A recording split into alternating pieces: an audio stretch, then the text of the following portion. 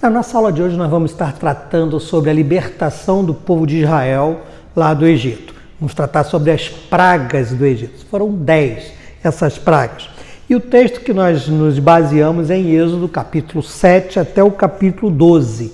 Nesses capítulos nós encontramos Deus operando através de Moisés milagres ali no Egito, situações no Egito, para forçar Faraó a abrir mão da manutenção do povo de Israel ali cativo no Egito.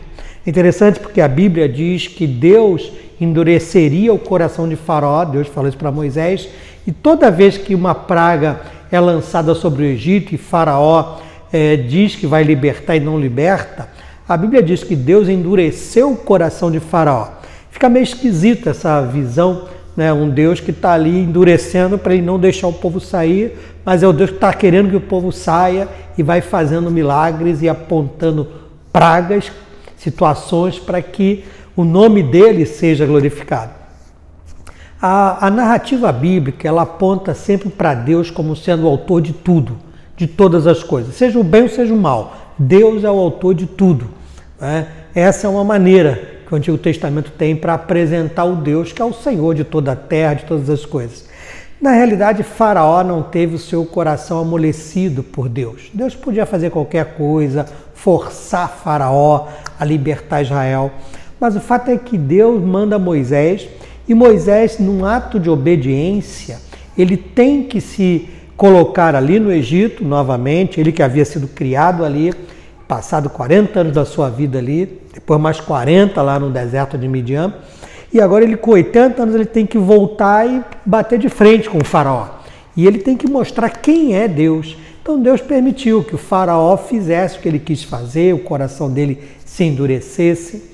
Mas essas pragas, e tão famosas pragas, elas apresentam uma situação bastante curiosa. Lembra que vimos na aula passada, o Egito era uma nação cheia de deuses. Havia deuses de todos os tipos e boa parte dessas divindades tinha o corpo humano e a cabeça de um animal. E essas divindades, elas eram, para os egípcios, deuses que cuidavam de certa área.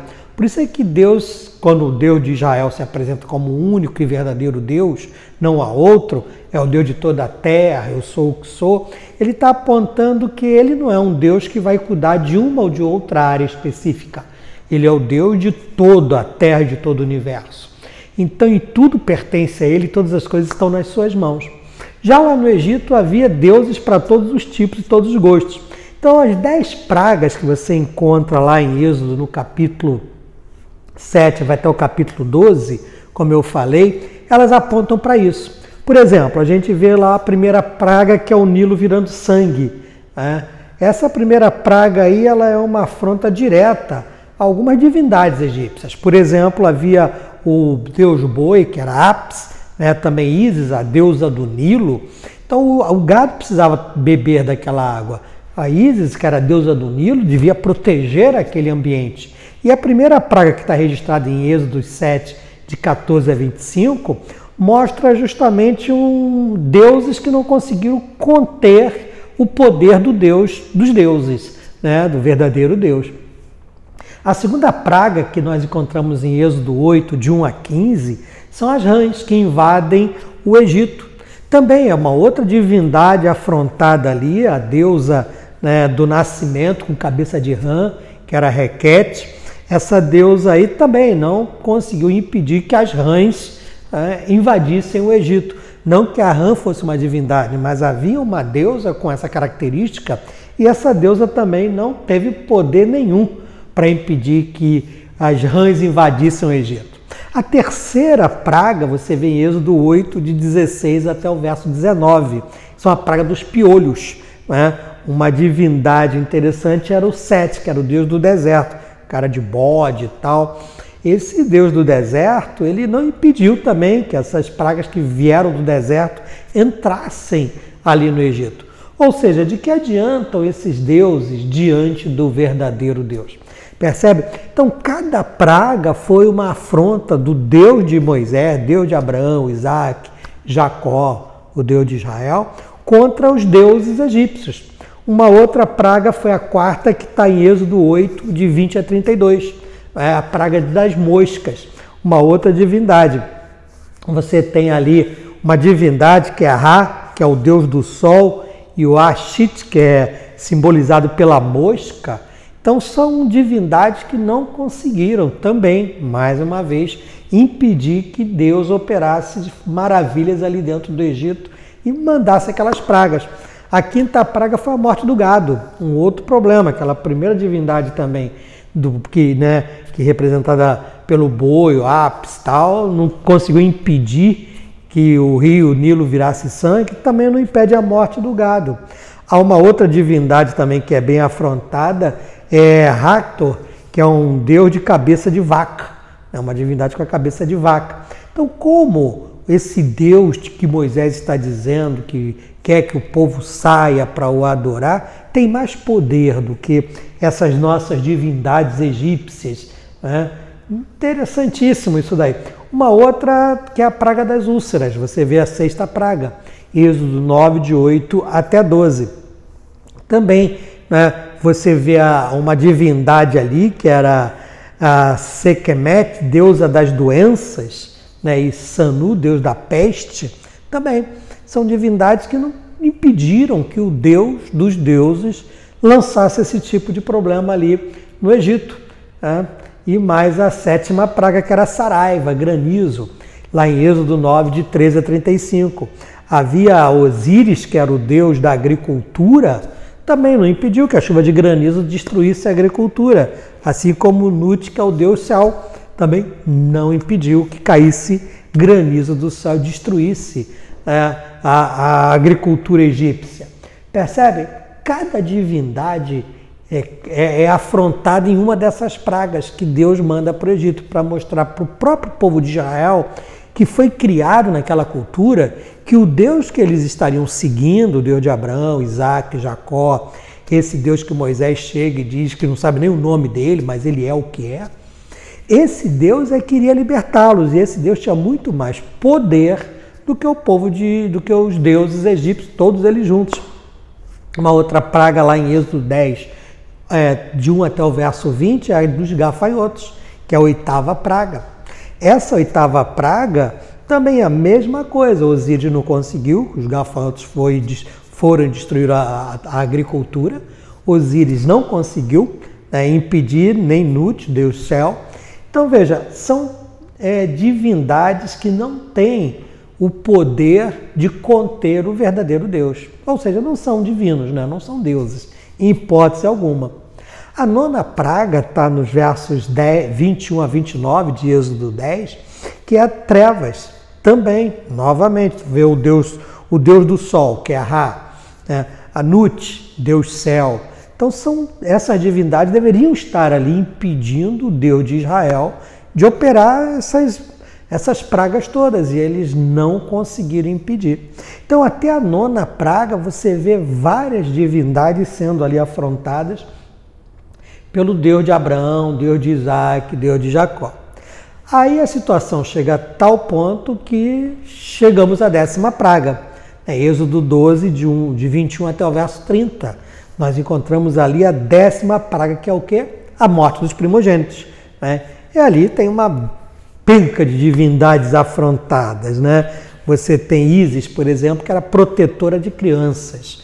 Como a Ísis não impediu a morte dos primogênitos? Como essa nossa deusa, né, não impediu isso? Requete, que era a deusa do nascimento, também não conseguiu impedir. Então você tem um deus da reprodução, Men. É interessante, era deuses para todos os tipos de situações, e nenhum desses deuses pôde impedir o Deus de Israel de agir de maneira assim poderosa, né? E ali aí o povo de Israel é finalmente liberto. Como a história é bem conhecida, eu não me ative às pragas e as questões todas, quero ir mais para a história.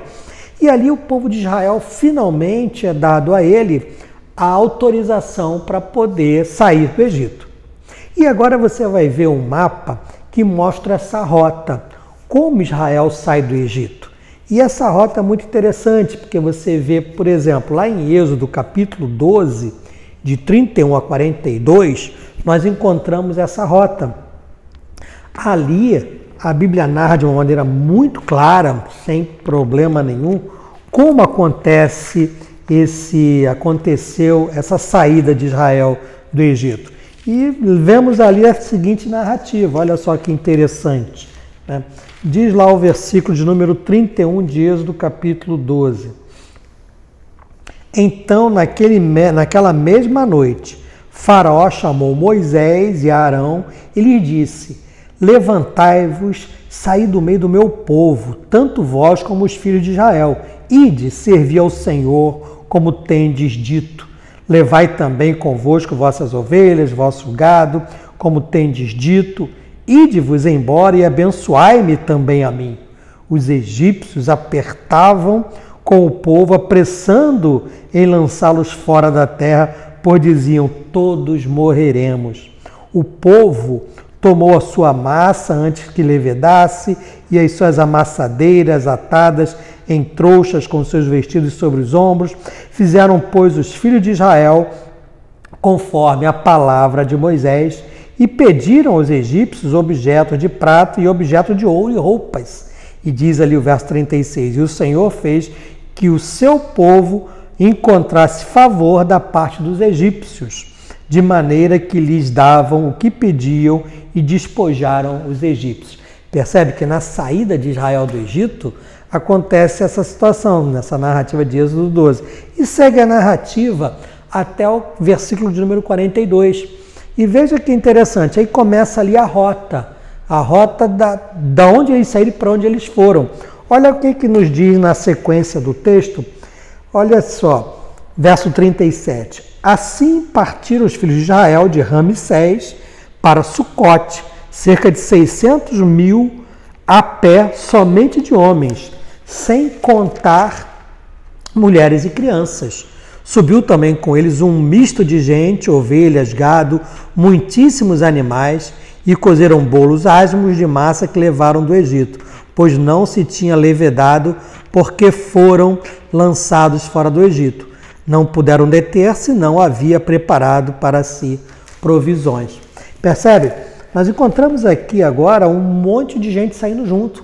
Sai o povo de Israel, mas sai também vários egípcios, eram pessoas de outras nações que viviam também no Egito. E se agregaram ali, só de homens 600.000, mulheres e crianças. Alguns acreditam que foram em torno de 1.200.000 a 1.500.000 pessoas que saíram ali do Egito. Muita gente. E o texto continua narrando o seguinte, que eles estavam saindo dali, né? E ao saírem do Egito, verso 40 diz que, ora, o tempo que os filhos de Israel habitaram no Egito foi de 430 anos. Aconteceu que ao cabo de 430 anos, nesse mesmo dia, todas as hostes do Senhor saíram da terra do Egito. Essa noite se observará ao Senhor, porque nela os tirou da terra do Egito.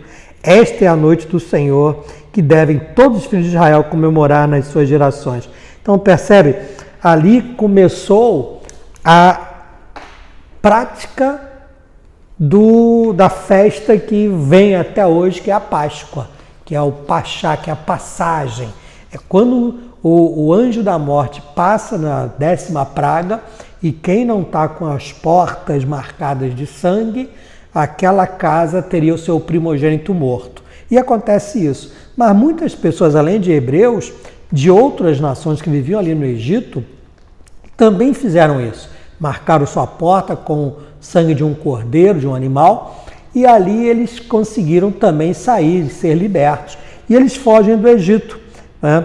E naquela saída deles, Deus começa a guiá-los. E lá no capítulo 13, eu quero ver contigo, no versículo de número 17, nós encontramos a seguinte narrativa sobre a saída deles, como é que se deu. Olha que interessante. Tendo Faraó deixado ir o povo, Deus não o levou pelo caminho da terra dos filisteus, embora fosse mais perto, pois disse, para que porventura o povo não se arrependa, vendo a guerra, e torne ao Egito. Porém Deus fez o povo rodear pelo caminho do deserto, perto do Mar Vermelho, e arregimentados subiram os filhos de Israel do Egito. Também levou Moisés consigo os ossos de José, pois havia este feito os filhos de Israel jurarem solenemente, dizendo: certamente Deus vos visitará, daqui, pois, levai convosco os meus ossos. Tendo, pois, partido de Sucote, acamparam-se entre Etã, a entrada do deserto. O Senhor ia adiante deles durante o dia numa coluna de nuvem para os guiar pelo caminho, durante a noite uma coluna de fogo para os alumiar, a fim de que caminhassem de dia e de noite. Nunca se apartou do povo a coluna de nuvem durante o dia, nem a coluna de fogo durante a noite. Então veja, Deus orientou o povo a sair do Egito e o caminho que eles deveriam seguir. Se você observa o caminho do mar, é aquele que segue ali próximo, você vê aí do chamado Mar Grande, que é o Mediterrâneo. Então ali você tem o chamado caminho do mar, que era muito mais perto para ir para o Egito. Só que Deus orienta o povo a ir por uma outra estrada. Eles vão por um caminho mais longo, você vê no mapa, né, um caminho mais distante, que é justamente onde eles iriam parar lá no Sinai, no deserto de Sinai. E a narrativa lá em Êxodo capítulo 14, de 1 a 9, vai mostrando essa trajetória.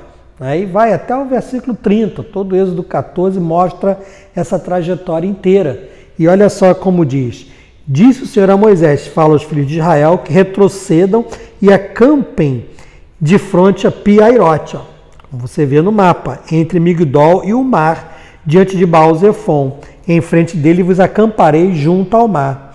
Então Faraó dirá aos filhos de Israel: estão desorientados na terra, o deserto os encerrou. Endurecerei o coração de Faraó para que os persiga, e serei glorificado em Faraó e em todo o seu exército, e saberão os egípcios que eu sou o Senhor. Eles assim o fizeram. Veja que coisa interessante. Agora, quando eles saem do Egito, como você vê no mapa, eles seguem uma rota que não é o caminho mais curto. Eles vão pelo deserto ali, que é o chamado deserto do Sinai, até chegar lá em cima, que seria Canaã. Acontece que, quando eles saem do Egito e eles se veem de frente, na verdade, que era o canal, hoje é o chamado canal de Suez, você observa no mapa o Mar Vermelho, né, como é que ele é. Ele, na verdade, é um chifre, você vê um V ali, né? E uma que deságua lá no Mar Mediterrâneo, que é ali apontado como Mar Grande. Então ali você tem uma passagem, foi no meio daquele caminho, alguns falam Mar de Juncos, em alguma região ali, que vários mapas apontam alguma, não se sabe exatamente a localização, mas os mapas eles divergem um pouquinho sobre o lugar exato da passagem no Mar Vermelho.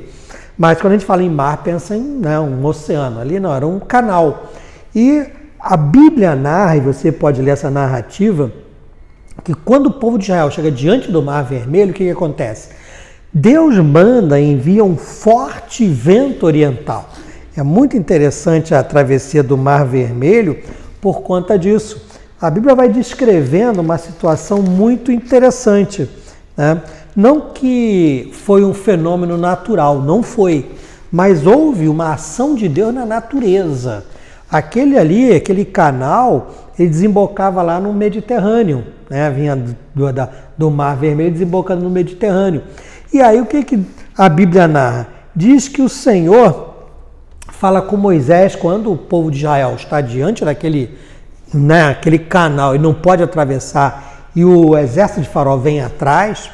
A Bíblia narra o seguinte, que Deus, aquela coluna de nuvem, ficou entre o exército de Faraó e o povo de Israel. Era noite. Então ficou muito escuro para o exército de Faraó ver o povo de Israel.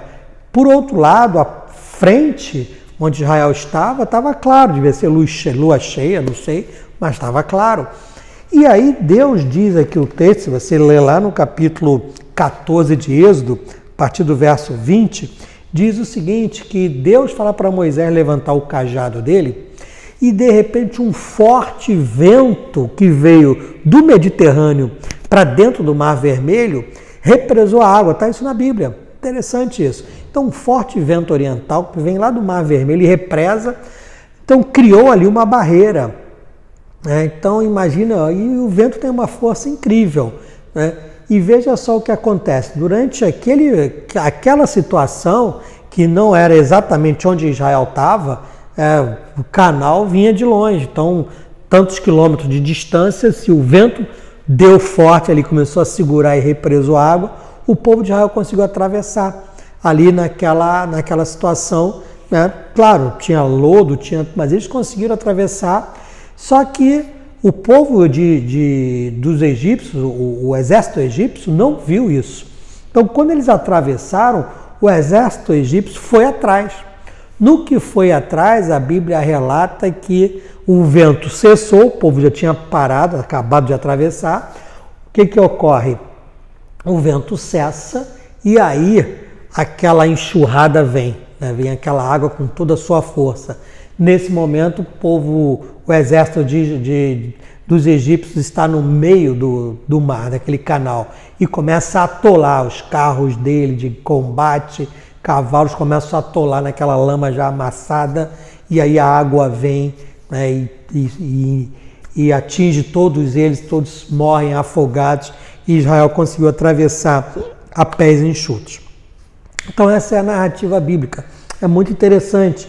E depois continua toda a narrativa, e você vê nesse mapa aí, a rota que eles vão seguindo.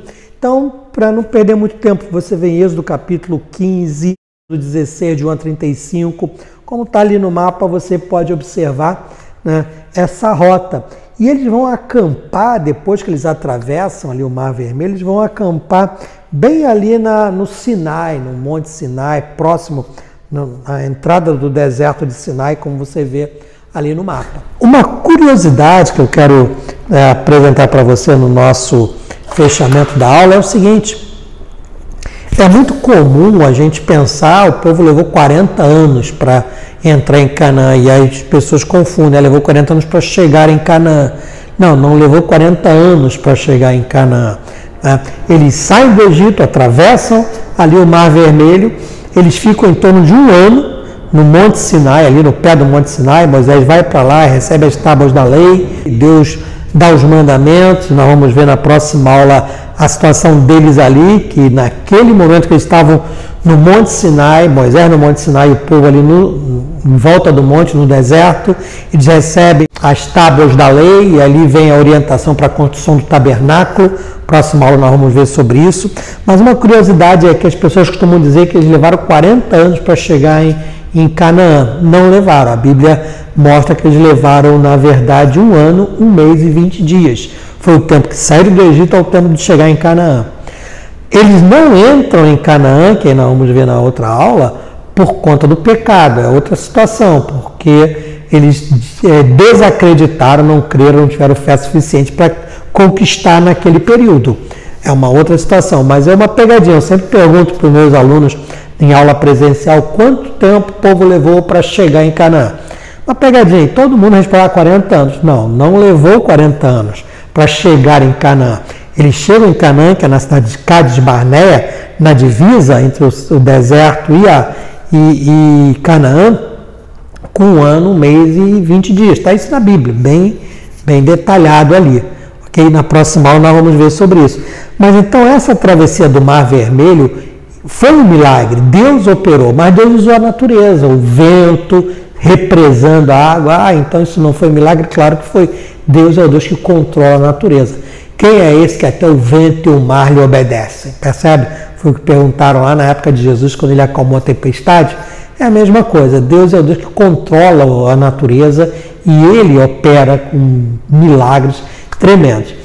O povo de Israel finalmente chega no Egito, chega ali no pé do Monte Sinai, e ali Moisés então vai passar 40 dias e 40 noites no monte, recebendo de Deus as tábuas da lei, e aí nós vamos ver uma série de outras coisas acontecendo, e vamos ver isso na nossa próxima aula na sequência.